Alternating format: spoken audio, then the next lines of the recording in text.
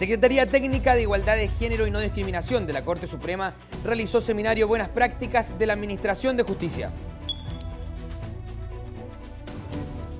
Personas privadas de libertad atienden cafetería de la ciudad de Talca. Empresa sanitaria deberá indemnizar a afectados de incendio en Chiguayante por no realizar correcta mantención de grifos. La Secretaría Técnica de Igualdad de Género y No Discriminación de la Corte Suprema organizó el seminario Buenas Prácticas de la Administración de la Justicia en la aplicación del principio de igualdad. La actividad contó con la presencia de expertos en la materia como el juez Humberto Sierra de la Corte Interamericana de Derechos Humanos. La Secretaría de Género y No Discriminación de la Corte Suprema organizó el seminario Buenas Prácticas de la Administración de Justicia en la aplicación del principio de igualdad. Durante 2 días, autoridades chilenas y extranjeras debatieron sobre la igualdad en la justicia. En el ámbito del derecho internacional, el acto de discriminar hace referencia al trato de inferioridad, exclusión o estigmatización que se le da a una persona o grupo de personas por motivos raciales, sexuales, étnicos, religiosos o de discapacidad, entre otros. De lo anterior se puede colegir que discriminar a una persona o a una colectividad consiste en privarle, por las razones que sean, de gozar de los mismos derechos que disfrutan otros. Durante el seminario se analizaron las experiencias de los poderes judiciales de América Latina. Además, el encuentro se enfocó en los derechos humanos, igualdad y no discriminación, momento que sirvió para reflexionar sobre cómo los magistrados pueden adquirir las técnicas para una adecuada administración de justicia. Este trabajo sobre cómo hacer para hacer una administración de justicia con perspectiva de género, para evitar las discriminaciones en razón de género, solo pueden ser comprendidas si uno tiene una visión holística del tema que aquí nos corresponde, los derechos de la mujer y particularmente la manera como se aplica justicia en este tipo de circunstancias. El seminario contó con la clase magistral del juez de la Corte Interamericana de Derechos Humanos, el doctor Humberto Sierra, y con la intervención de representantes de la justicia colombiana, Argentina y Perú, quienes contaron los avances en la materia en sus respectivos tribunales.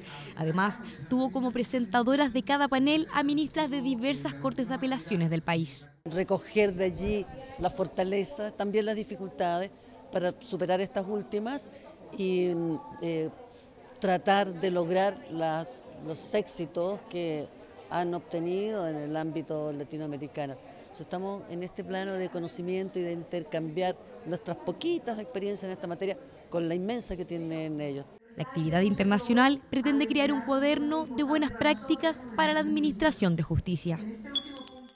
¿Se imagina una cafetería atendida por personas que están privadas de libertad? Bueno, eso es lo que ocurre en el Mall Portal Centro de Talca, donde gracias a un convenio con Gendarmería, internos trabajan y así se preparan para la reinserción social una vez que estén libres. Ciudadela es el nombre de la primera y hasta ahora única cafetería del país que es atendida por personas privadas de libertad o que han estado en recintos penitenciarios y se encuentran actualmente en proceso de reinserción. La iniciativa nace por un convenio entre Gendarmería de la región del Maule y el Mall Portal Centro de Talca. Muy buena aceptación. Solamente felicitaciones, la gente nos ha hecho sugerencias respecto de algunos productos, están encargando, incluso ya retiran aquí en el local que está en anexo al centro de cumplimiento penitenciario y bueno, la autoridad nacional ante esta muy buena acogida, muy buenos resultados, también está evaluando, ¿cierto?, pues trasladar nuestra idea regional e implementarla en nuestra región del país. Fueron 8 meses de trabajo para levantar la cafetería que hoy da empleo a personas que han sido condenadas por la justicia. Una posibilidad de trabajo tanto para quienes salieron en libertad como para quienes se encuentran cumpliendo condenas por delitos menores y obtuvieron beneficios carcelarios. Bueno, atienden a algunos de nuestros usuarios que están en el Centro de Educación y Trabajo, ¿cierto? Y contrataciones que ha hecho Gendarmería, pero también de personas que han tenido en un momento pasado por el sistema, pero ya están eliminaron su proceso de antecedentes, etcétera, por delitos muy menores, por supuesto. Jugos naturales, tortas de diferentes sabores, pay de limón y queques son algunos de los productos que ofrece la cafetería ubicada en el 3er piso del centro comercial. Todos los productos son elaborados por reos internos del Centro de Educación y Trabajo, espacio en el que se han especializado en cocina y repostería. Bueno, que es una idea magnífica que permite la reinserción de los condenados y que abre una nueva posibilidad de trabajo para quienes les cuesta mucho conseguirlo. Es un lugar muy bonito, muy grato y va a prestar un gran servicio también a la ciudadanía. Entiendo que es una iniciativa única a nivel nacional, yo creo que es un ejemplo a seguir. Creo que esto es importante para que nuestro país avance en materia de reinserción de las personas que cometen delitos, reinserción laboral. Hay aquí un claro ejemplo de que las cosas se pueden hacer bien y está todo muy rico. La iniciativa es considerada como un gran aporte en materia de reinserción social y laboral. Pese a estar aún en marcha blanca, sus precursores no descartan su implementación en nuevos centros comerciales de la región y del resto del país. Es considerada la mejor basquetbolista de la historia deportiva de Chile, recordada por su carrera, pero también por lo trágico de su muerte. Ismenia Pochar fue asesinada a golpes por un hombre que también le robó. El caso lo revisamos en el fallo histórico de esta semana. 18 años le bastaron para transformarse en una leyenda del deporte nacional. Entre 1954 y 1972, María Ismenia Pochar lideró y fue la máxima anotadora de la selección chilena de baloncesto. Durante ese periodo obtuvo 2 títulos sudamericanos, un subtítulo panamericano y participó en 2 mundiales. Sus logros contrastaron con el abrupto final de su vida en manos de un delincuente.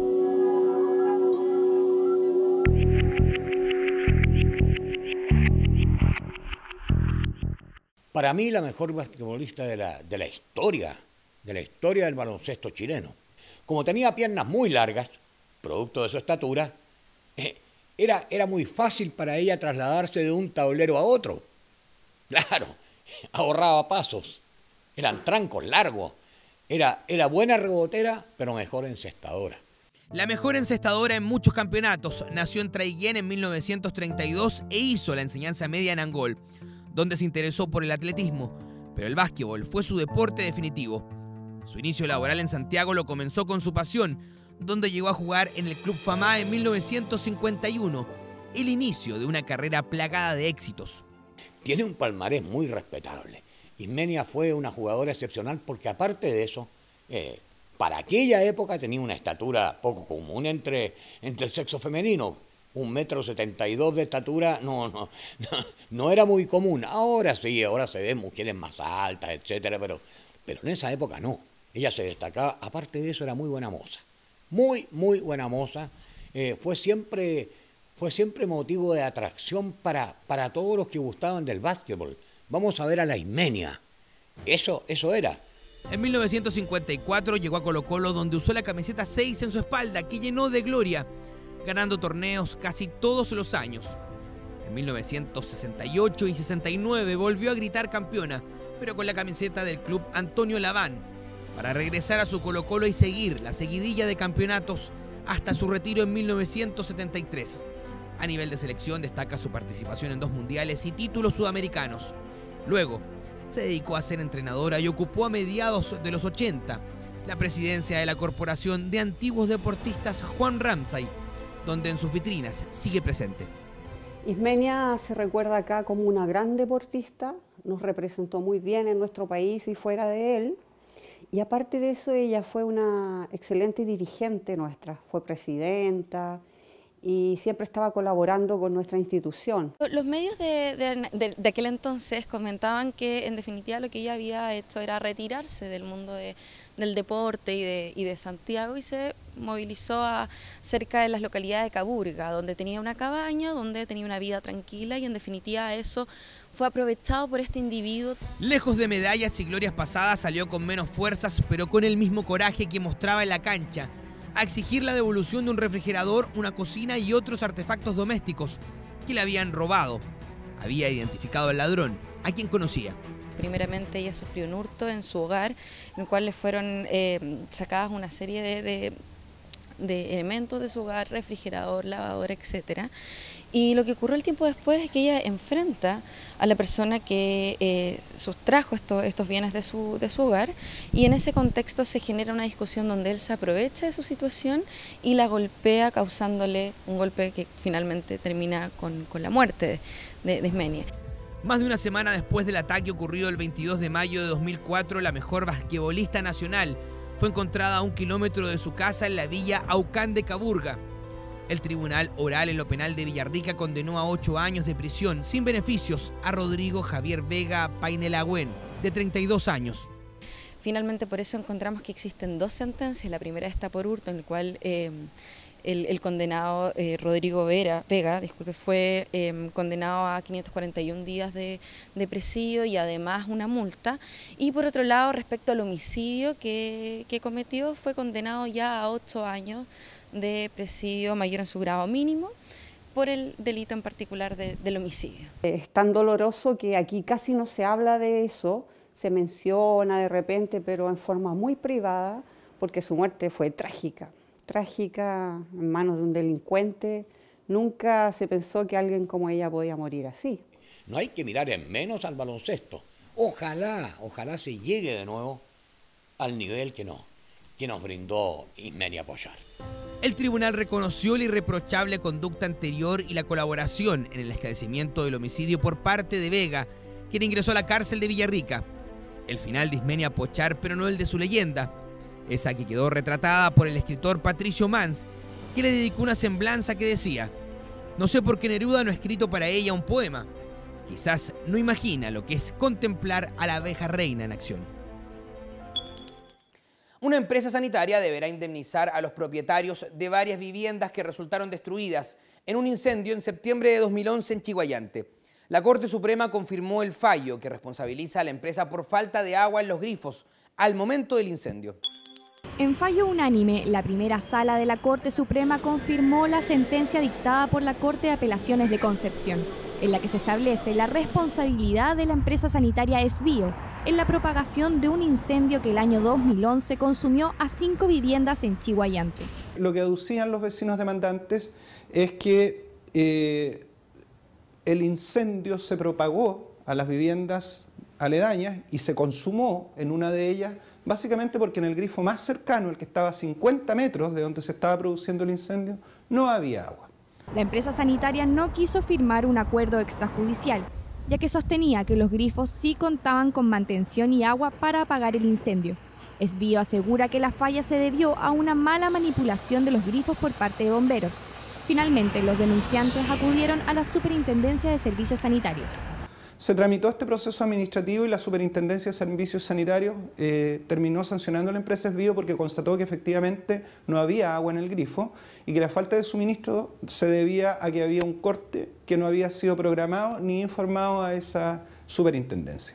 Luego de la sanción de la Superintendencia de Servicios Sanitarios, el abogado Adolfo Ortega presentó una demanda de indemnización de perjuicios por la destrucción o el daño de las viviendas y los muebles y una indemnización por daño moral. La causa se tramitó en el segundo juzgado civil de Concepción y fue acogida condenando a la empresa Esbio a indemnizar únicamente por daños morales. Cristian Lepín, abogado y profesor de Derecho Civil de la Universidad de Chile, detalló cuál es la infracción en términos legales de la empresa demandada. Sí, la empresa sanitaria sí es condenada, y es condenada porque se cumplen los requisitos de la responsabilidad extracontractual. En este caso hay una infracción a un deber legal, porque tanto la ley como los reglamentos sanitarios obligan a la empresa a mantener un servicio continuo, el que solo puede ser interrumpido por causas de fuerza mayor, que no era el caso. La investigación por parte de la Superintendencia de Servicios Sanitarios arrojó que la falta de agua se debió a un corte en el servicio por parte de la empresa sanitaria, el que no fue programado ni informado a la ciudadanía, incurriendo en una infracción a un deber legal. La justicia en primera instancia condena solo por daño moral aproximadamente 3 millones de pesos para cada uno de los demandantes, y posteriormente la Corte de Apelaciones se hace cargo del daño material también. La Corte Suprema rechazó los recursos de casación por parte de la empresa demandada, confirmando la sentencia, y agregó también una indemnización por el daño material por el valor de los inmuebles y daños por los bienes muebles, un total cercano a los 80 millones de pesos. Durante años una mujer intentó tener un hijo sin éxito, eso hasta que su propia madre decidió facilitar su vientre para esto. Un proceso que consistió en sacar óvulos de la madre biológica, fecundarlos con espermatozoides del padre e implantarlos en el útero de la abuela. Finalmente, y tras recurrir a la justicia, el segundo juzgado de familia entregó la paternidad legal a quienes donaron los genes y no a quien dio a luz. Camila Chandía soñaba con ser madre y quedó embarazada, pero las 24 semanas de gestación lo perdió. Volvió a intentarlo y su hijo murió al nacer. Además, perdió su útero luego de este parto. A los 26 años, supo que ya no podría quedar embarazada. Este es un caso bien especial. El caso de un matrimonio, una pareja joven que no puede tener hijos porque la mujer, en este caso, había tenido anteriormente una pérdida y habían tenido que extraerle el útero. Por lo tanto, querían ser padres y la única posibilidad que se dio en este caso es que la abuela, en este caso la madre de la mujer, ofrece su útero para que se implante el óvulo y llevar adelante el proceso de gestación y nacimiento posterior. La pareja realizó el tratamiento que consistió en sacar óvulos de la joven para fecundarlos con espermatozoides de su pareja e implantarlos en el útero de la abuela. Yo creo que es una realidad, es una técnica que existe, que no está regulada en Chile, no es ilegal, por tanto no está sancionada por el derecho. No hay un delito de sustitución de la maternidad en Chile actualmente, por tanto estaría permitido, porque en derecho lo que no está prohibido está permitido. El embarazo se llevó a cabo y terminó con el nacimiento de 2 niñas. En ese momento, y por no existir legislación sobre el asunto, se presentó un problema con el registro civil, ya que para esta institución, la madre de las recién nacidas era la abuela. Esa situación ellos no la podían regular administrativamente porque naturalmente el registro civil se habría negado a reconocer a la madre biológica como la madre legal de las hijas y por lo tanto es un caso que tiene que llegar a un tribunal. El caso del segundo juzgado de familia de Santiago es un caso de impugnación y reclamación de maternidad donde se trata de una maternidad subrogada familiar, donde la mamá de la mujer que es infértil y su pareja le encargan, digamos, con su material genético a esta madre que a fin de cuentas se encarga de gestar a su nieto. Catalina presentó una demanda de impugnación y reclamación de maternidad en contra de su madre, Andrea Verónica Astete Castro. La única manera de que las niñas, hoy de casi 1 año y medio de vida, fueran reconocidas por el registro civil como hijas de ella y su marido. Lo interesante del fallo es que hace notar que hay una situación de laguna, es decir, no hay una norma para una situación de los hechos como era esta situación. La maternidad subrogada existe desde el año 1978, que es cuando se reconoce, digamos, a nivel mundial una técnica donde una persona puede encargarle a un tercero el arriendo, digamos, de su útero, de su capacidad gestacional, que yo le llamo, para que puedan ser padres de otras personas, una mujer soltera, una pareja homosexual o una pareja heterosexual. El Código Civil asegura que la maternidad se determina legalmente por el parto, es decir, será madre de una hija o hijo quien lo haya dado a luz. Sin embargo, como en nuestro país no se ha legislado en forma integral sobre las técnicas de fertilización humana asistida, el fallo se ampara en el artículo 182 del Código Civil, que señala que los padres de la niña o niño serán el hombre y la mujer que se sometieron a estas técnicas.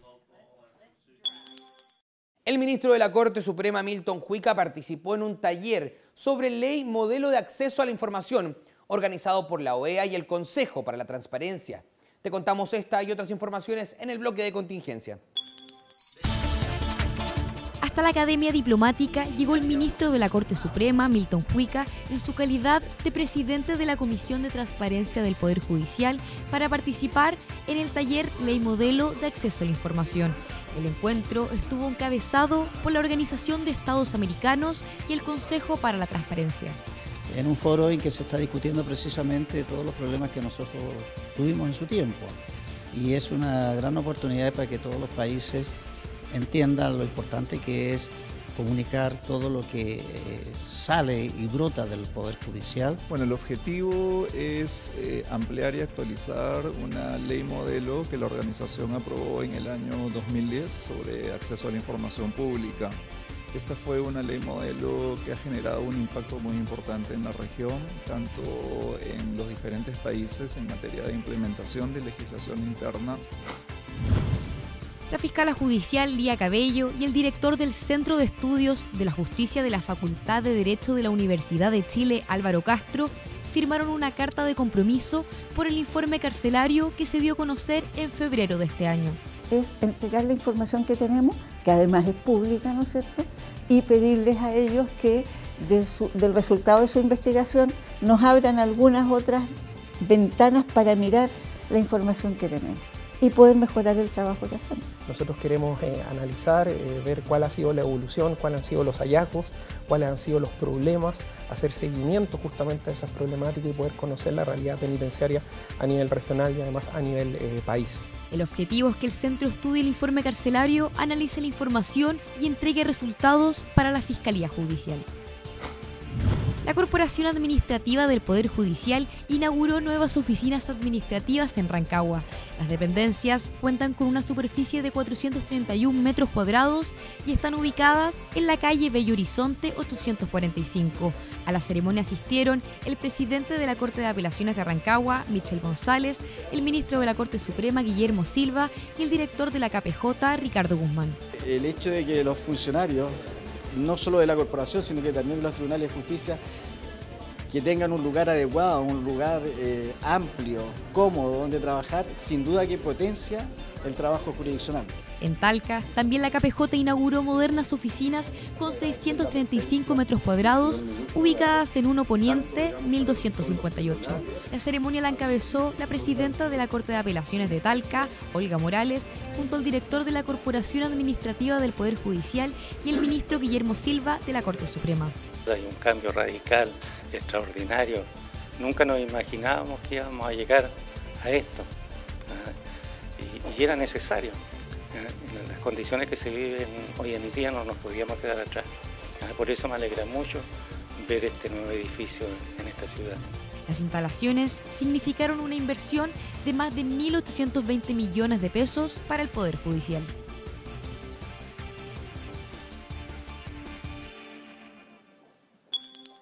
En Chile es posible que una persona condenada a la cárcel cumpla su castigo en libertad, pero bajo estrictas condiciones de vigilancia por parte de Gendarmería. Este beneficio se llama pena remitida y en la siguiente cápsula educativa te explicamos cuándo corresponde otorgarlo. La pena remitida es un beneficio que suspende la prisión efectiva y permite al condenado cumplir en libertad su condena, bajo observación y asistencia de una autoridad administrativa durante un periodo determinado. La pena remitida es posible cuando la sentencia no excede los 3 años. Además, el condenado debe tener irreprochable conducta anterior.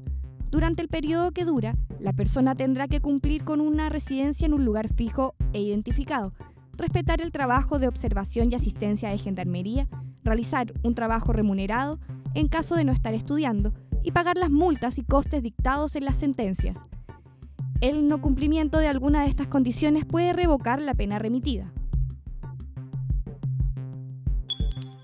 El presidente de la Corte Suprema, Aroldo Brito, asistió a la ceremonia donde se firmó el proyecto de ley que crea la Subsecretaría de la Niñez.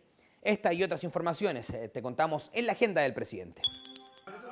El Consejo Superior de la Corporación Administrativa del Poder Judicial realizó su primera reunión para analizar y desarrollar los proyectos estratégicos para los próximos 2 años. En el encuentro participaron el presidente de la Corte Suprema, Aroldo Brito, los ministros del máximo tribunal, Guillermo Silva, Manuel Antonio Valderrama, Gloria Ana Chevesic y Jorge Dam, y los representantes de los funcionarios, jueces y ministros.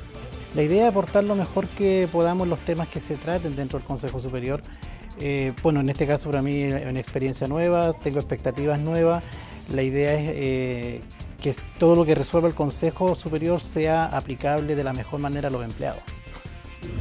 La máxima autoridad judicial, Aroldo Brito, asistió al balance de gestión 2017 de la Defensoría Penal Pública en el Centro de Extensión de la Universidad Católica. El defensor nacional, Andrés Manque, centró su discurso en los desequilibrios del sistema de justicia penal.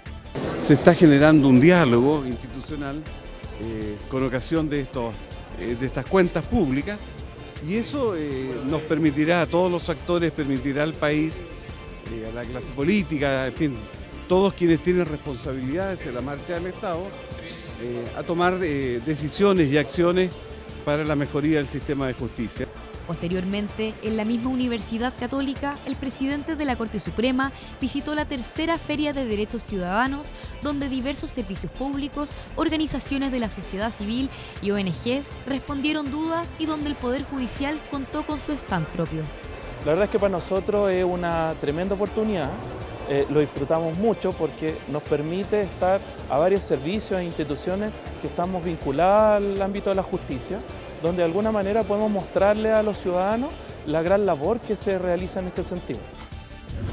El presidente de la Corte Suprema, ministro Haroldo Brito, recibió al juez de la Corte Interamericana de Derechos Humanos, doctor Humberto Sierra, y a la ministra de la Corte Suprema de Colombia, Margarita Cabello.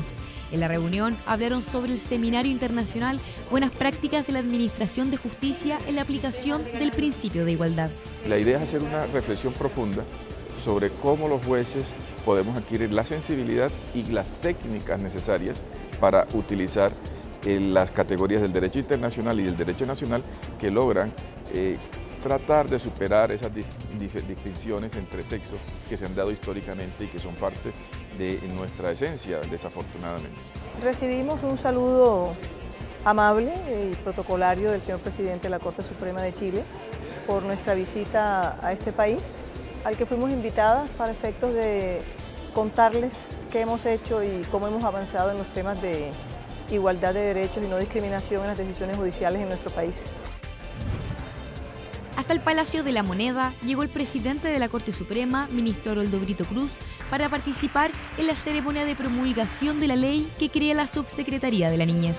Es un verdadero compromiso y refleja nuestra firme e inquebrantable voluntad de dar prioridad a la calidad de vida, al bienestar de todos los niños de nuestro país y en forma muy especial a aquellos que han sido los más vulnerables o los más vulnerados. La iniciativa, que tiene como eslogan Los niños primero, tendrá como subsecretaria a Carol Baum y dependerá del Ministerio de Desarrollo Social. Hasta acá la revisión de noticias de esta edición del noticiero del canal del Poder Judicial. Nosotros nos despedimos dejándolos invitados, como siempre, a que visiten las diversas plataformas digitales del Poder Judicial y además nuestro sitio web www.poderjudicialtv.cl. Que estén muy bien.